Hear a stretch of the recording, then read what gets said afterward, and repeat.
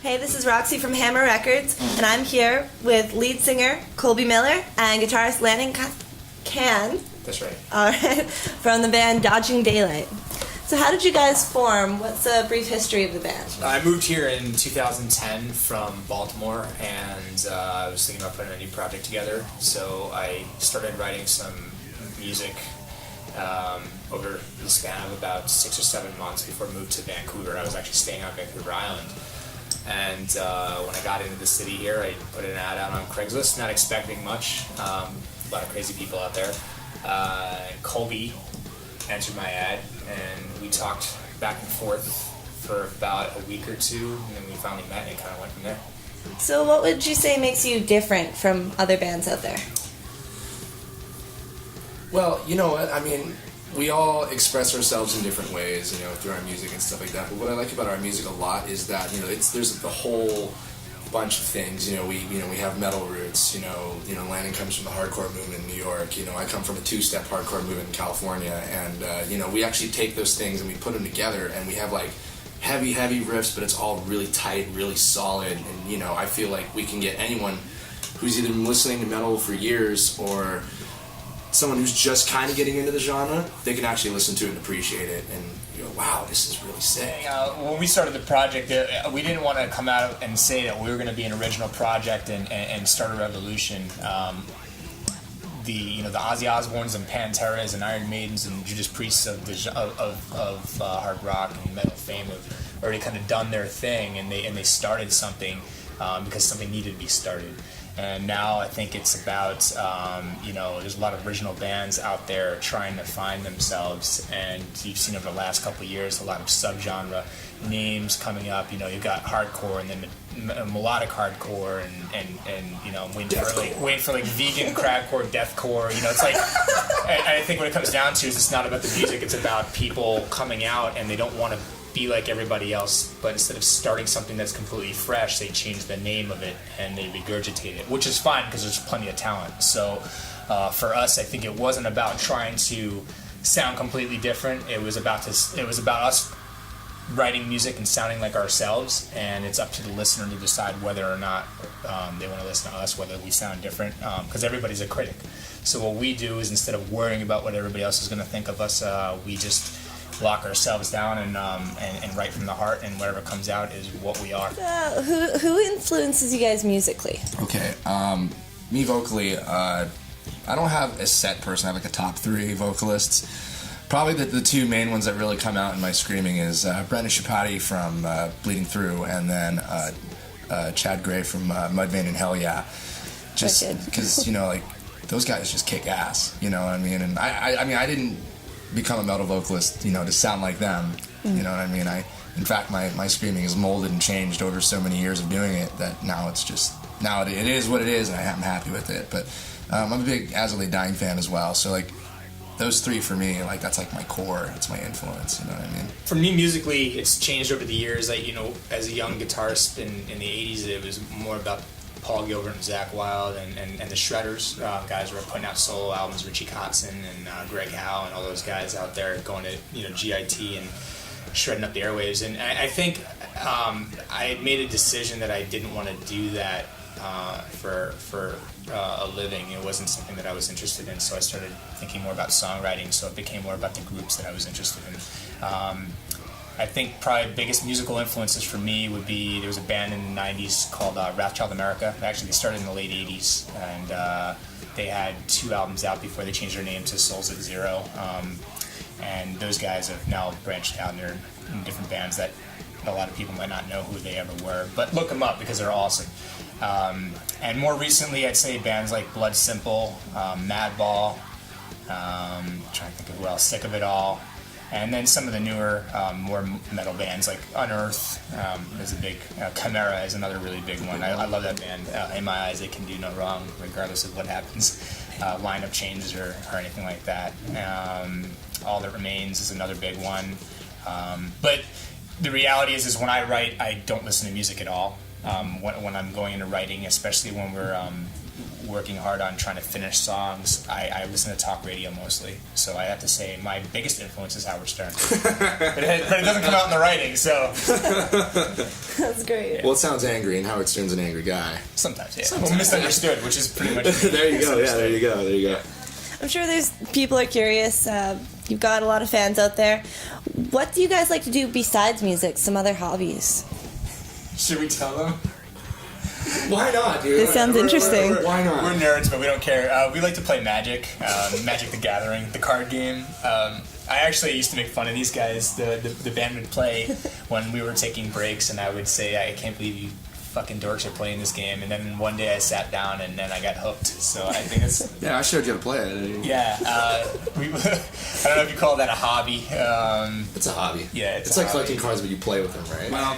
Yes, I play Magic. Let's not bullshit here, and I'm not afraid to admit it. I didn't even think we were going to be bringing it up. It's a tell-all, right? It's all good. We'll be on the bus, or we'll be in backstage, whatever. We're just playing cards, having a good time, right? But I'm a huge gamer. I mean, most men are nowadays, but I'm Not me. used to be. Used to be. I'm a diehard gamer. I probably have every console on the fucking map, but I do that. I bartend on a regular too, so I like to go to parties and be the mixologist. Such a Very nice. fancy term, you know what I mean? What does that mean, mixologist? Mixed drinks or mixed music? What are we talking? Right, no, but I'm the master of mixing booze. Dirt off my shoulders. So you guys have a 6-track EP entitled For Your Health. What was it like recording that? You know what? I'm going to say Jason is a brilliant man, because the way we went in and did it was completely off the charts, right? Like, it was totally different. It was like we were doing the scratch tracks for Lanning, and he's actually playing like a techno beat instead of a metronome in the background. Like, we're sitting there, and it's like... Yeah. Lanny's playing this guitar over it, I'm sitting there raving it up, right? And we were joking around, we were like, yeah, we're gonna make a remix album, we're gonna call it Glow Sticks and Mosh Pits, right? But it was just a good experience, and Jason really made us feel comfortable and at home, and if we mess up, whatever. If it sounds good, we'll do another take and see if we can one-up it. You know what I mean? It was such a good experience, and everything actually went pretty quick. We really banged out everything really fast. The drums only took a couple days. Vocals only took a couple days. How long did the guitar take? Forever, because I'm never happy with anything that I do. Jason Martin, he's from Omega One Studios. We met him. We started recording at the factory with Sheldon Zarko, and we were introduced to Jason through a mutual friend, and Jason had heard some of the scratch tracks and pre-production that we'd done, and he convinced us to come over to his studio with some of the work that he showed us that he did in the past. And his approach to recording was very natural. The environment was really good. It's a very home environment. You're able to just kind of chill on the couch, but you don't feel like you're in a doctor's office. And and the days can run. It could be a 6-hour day or it could be a 17-hour day. I think there were days when we showed up when the sun was down and left before the sun, or after the sun went down again. And the recording process, there were easy days and there were hard days. There's the days where a song that I wrote, I'm playing a 30-second guitar part 3 hours straight over and over again because some reason it's not going right, or it doesn't sound right with the groove, but then there's other days where it went really fast. But either way, he made it a very comfortable environment. Yeah. So it was good. I think it took just shy of 3 weeks to record. Yeah, it was about 3 weeks. Yeah, it was about 3 weeks. And I think the best part about it all too was that there was some experimentation involved. Like, we took songs and changed them maybe a little bit, added a few little accenting things here and there with the drums and the guitar and stuff like that. Me vocally, this was a total challenge for me, because like in all fairness, Do or Die was an accident, vocally, because originally I screamed the whole thing, and me and Lanning are listening to it going, you know what, man, this isn't really single worthy, you know what I mean? We need to do something with this. The funny thing about how that came apart, or came to be, about the vocal melody of Do or Die, was actually Jason had this idea that it should have a little bit more of a melody than be straight through screaming like everything else we did, especially if we were going to try and get a little bit more mainstream play out of it. And so what he did was he took Colby's screaming tracks and he put them through auto-tune, which is a nightmare for anybody who's done it. Yeah. So we of course I was resistant the whole way. I said there's no way we're adding auto-tune to anything in this band. We're just not those guys. But it was more to write the melody so that Colby could hear what we could sit there and kind of design the melody, and then Colby could hear it and then go back and then actually sing it that way. So. And the best part was, like, style-wise, I've never done that before. Like, singing like that, never done it before. It was the first time ever, and, like, I'm listening to it going, like, holy shit, I can't believe I just did that. You know what I mean? And then we all listened to it and just went, holy shit, this song is sick. Yeah. You know what I mean? And, originally we were kind of like, on the song, and all of a sudden we're just like, oh, love it, let's do it, Yeah, it sounded big. It sounded huge, yeah. How do you guys feel about selling music online versus CDs? All right. Well, with reproduction on the EP, it's kind of lately online is, if you don't do it, you're just not going to sell CDs. I mean, that's the reality. If the physical copies of CD, is more for a merch booth and diehard fans that really just want to have that to look at. But with the iPhones and the Zunes and all these other devices that are out there, it's become, a requirement to do that. How do I feel about it? I'm not completely happy about it because I grew up in an age where if you wanted something, I remember when I was like 15 or 16, I'd go to the store that sold a lot of metal albums, and I'd go and I'd look at the album covers and I'd go, oh, this looks like it's a cool album cover. I want to get it. Like, I didn't know the band at all. And, it was kind of an experience, whereas now you go on and you can click, you can hear it, and you listen to it, and there's a lot of people actually stealing music these days, which, it's no secret. I'm not going to go into a rant about that. There's a million guys out there doing that. But it's become very hard to earn a living selling online. Yes, it's become easier.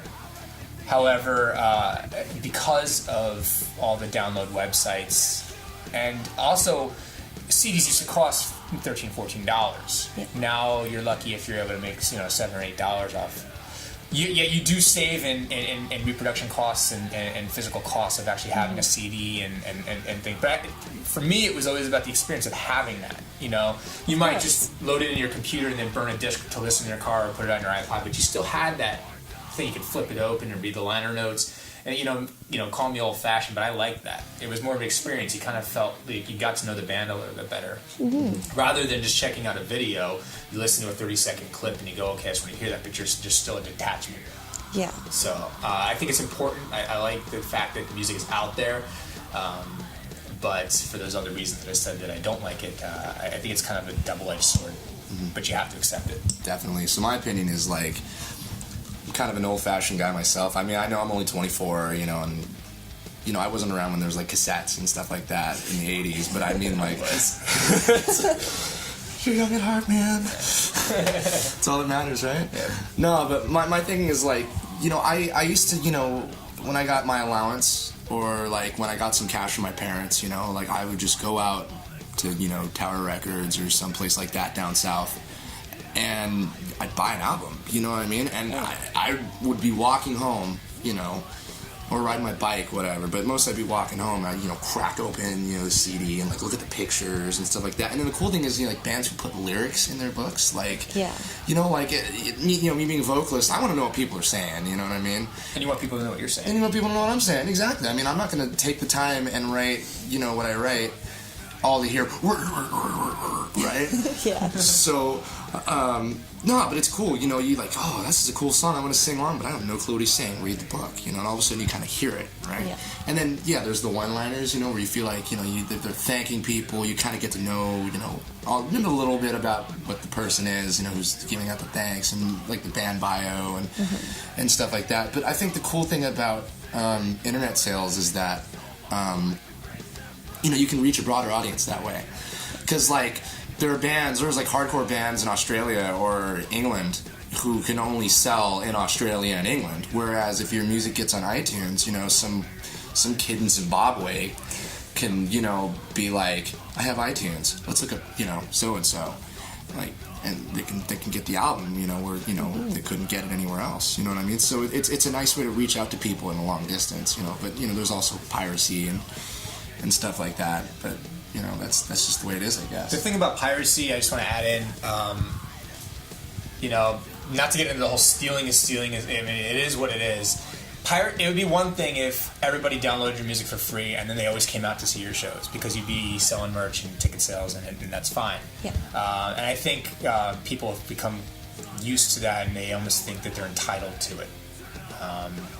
And that's just a wrong way of thinking, but it's the new generation of thinking. So guys like me, you know, complaining about it really don't have a foothold to stand on. Obviously, lawsuits never really work out. The record companies aren't going anywhere with it, so it's kind of like it's become an accepted.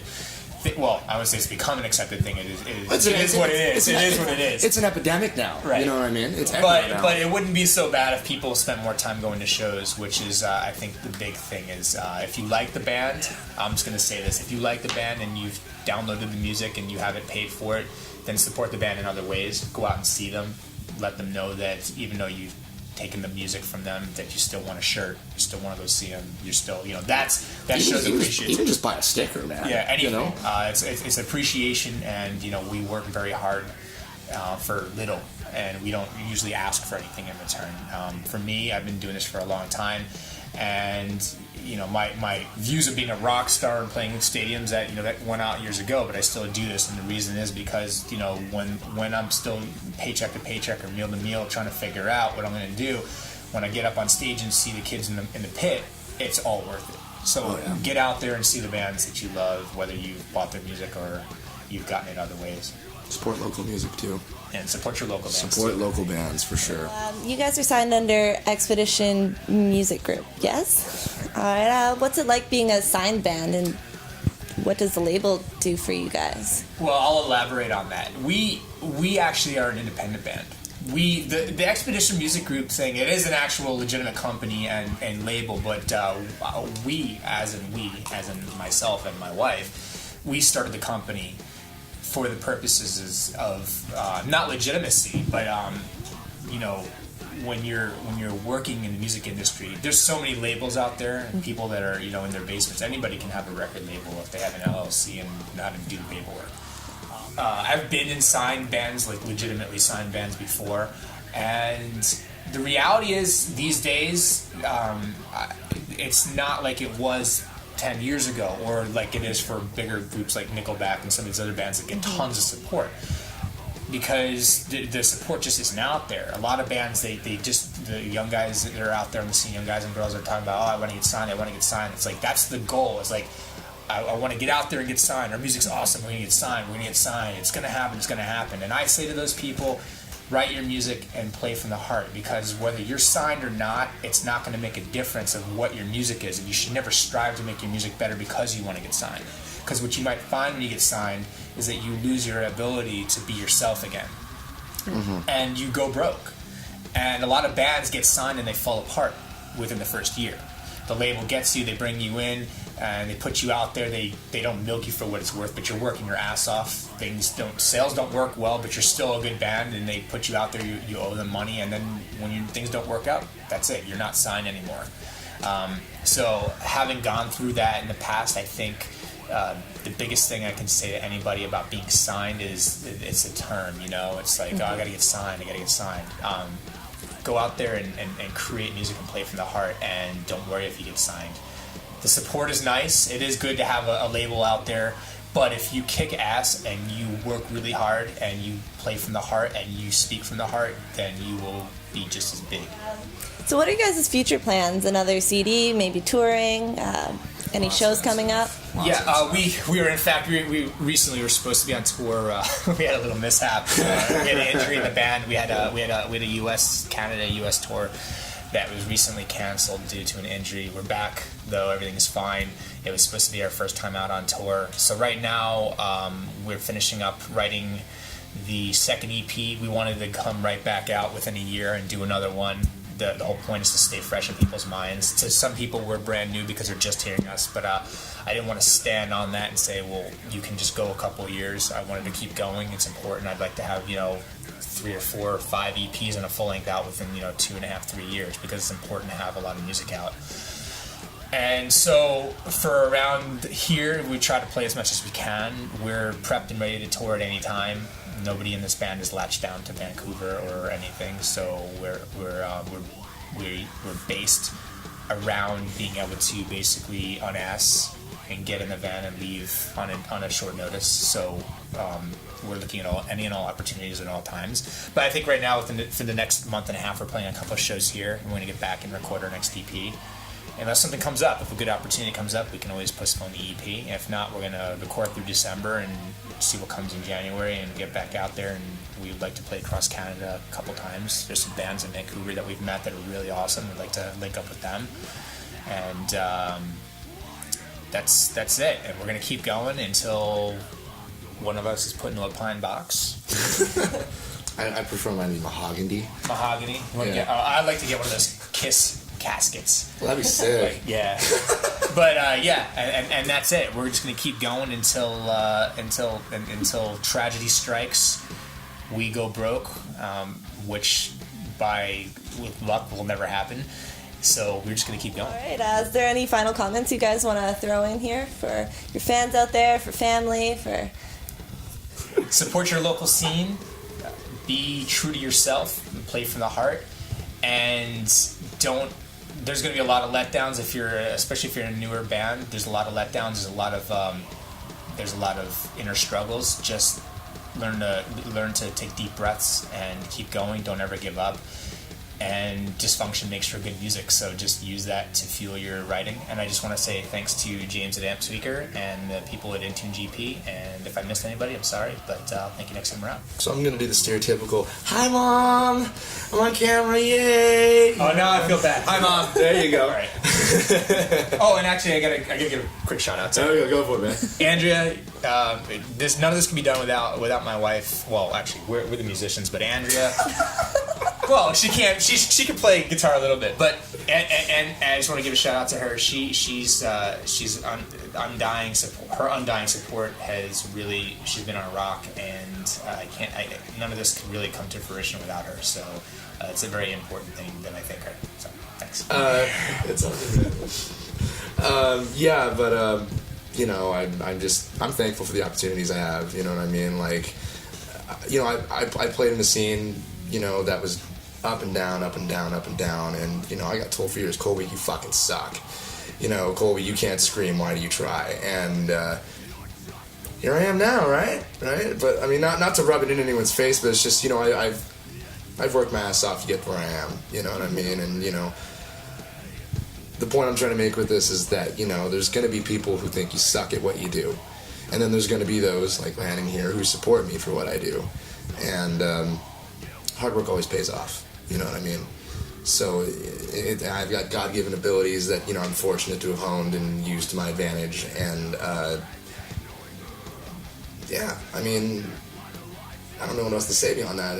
You know, just, you know, the whole "Hi, Mom, hi, Dad," you know, and you know, "Hi, Andrea," you know, and thank you for for you know, getting me on board and getting me rolling here. And we're stoked to put out this new album, and you know, we're ready to meet new people. And you know, when you come to the show, come kick it with us. You know, we're pretty down to earth guys, I like to think. So like, come down and hang out with us. We'll talk music for hours. You know what I mean? And that's about that.